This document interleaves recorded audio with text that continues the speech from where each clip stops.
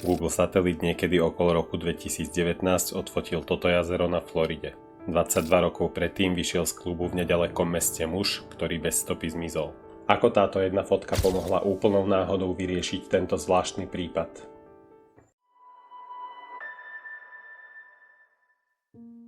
Vítam ťa pri temnej stránke Google Maps, kde si porozprávame zaujímavé prípady, v ktorých zohrali dôležitú úlohu Google Mapy. Dnes sa vyberieme do mestečka Lantana na Floride, kde v roku 1997 býva s priateľkou náš protagonista, 40-ročný William Earl Moult. Pracuje ako hypotekárny maklér a 7. novembra 1997 sa vyberie s priateľmi do nočného klubu v meste Lantana. Moult nie je alkoholik, v tento večer si síce vypije pár drinkov, ale nepreženie to a na okolie nepôsobí opito.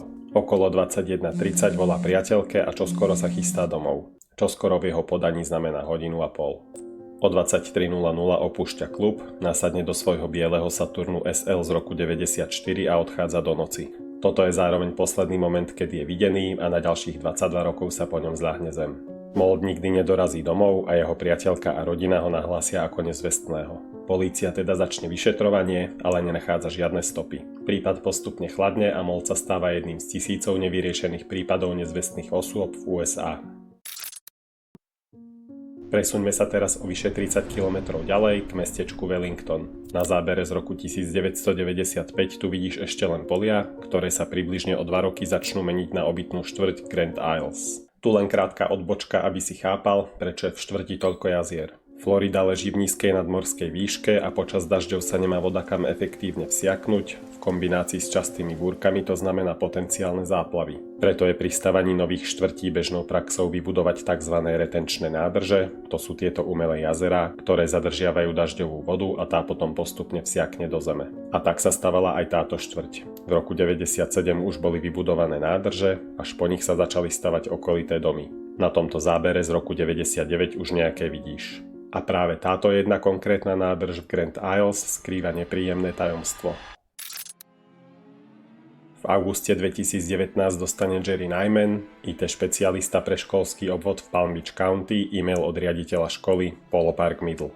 Názov školy mu je povedomý. Kedysi ju navštevovali dve céry jeho bývalej priateľky Eriky. Otvorí si teda školu na Google mape a prejde si celú trasu zo školy k Erikinmu domu. Možno si teraz myslí, že je to nejaký stalker, ale presne toto je jeho práca. Na IT oddelení používa Google mapy a Google Street View, aby monitoroval školské autobusy, hľadal zastávky a bezpečné trasy pre deti z domu do školy. Infraštruktúra v USA totiž nie je úplne dobre prispôsobená na pešiu chôdzu a deti bežne do školy vozia rodičia alebo tieto známe žlté školské autobusy.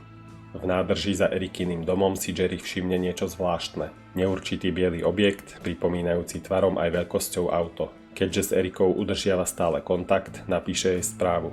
Skrývaš na svojom dvore nejaké autá? Priloží aj screenshot z Google mapy. Erika teda nádrž skontroluje, ale voda nie je veľmi čistá, je opisovaná ako zeleno-hnedá, kvôli tomu pod hladinou nič nevidí.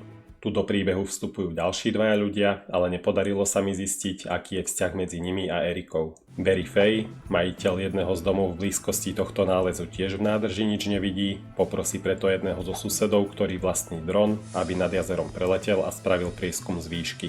No a zábery z dronu potvrdia, že pod hladinou leží auto. Fay 28. augusta 2019 volá na policajnú stanicu v Palm Beach County.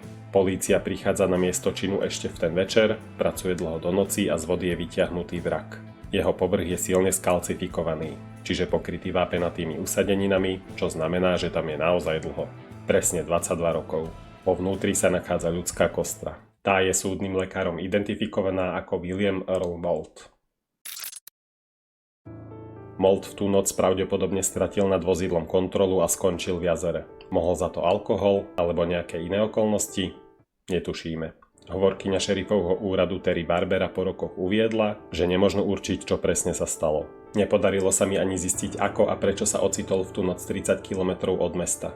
Podľa zdrojov v Lantane, kde sa nachádzal klub, Moult predsa býval s priateľkou. Pravdepodobne pôjde o nepresnosť a priateľka bývala niekde smerom na Wellington. Mám aj jednu zaujímavú otázku na zamyslenie pre teba. Čo ak sa aj v blízkosti tvojho domova nachádza telo nejakej nezvestnej osoby a vôbec o tom netušíš? Kúpeš sa v bazéne, kosíš trávnik a len o pár metrov ďalej sa skrýva takéto desivé tajomstvo. Aký to asi musí byť pocit, keď to jedného dňa zistíš? Google mapy zohrali v tomto prípade kľúčovú úlohu. Bez nich by sa auto pravdepodobne nenašlo do dnešného dňa. V Google Earth si môžeš aj teraz nájsť tieto historické snímky. Auto je nejasne viditeľné na všetkých týchto časových značkách. Toto zmiznutie bola len nešťastná nehoda, v španielskom meste Tachueco sa ale stalo niečo oveľa horšie. Ak ťa zaujíma, ako pomohli Google mapy vyriešiť ďalší prípad, klikni na toto video.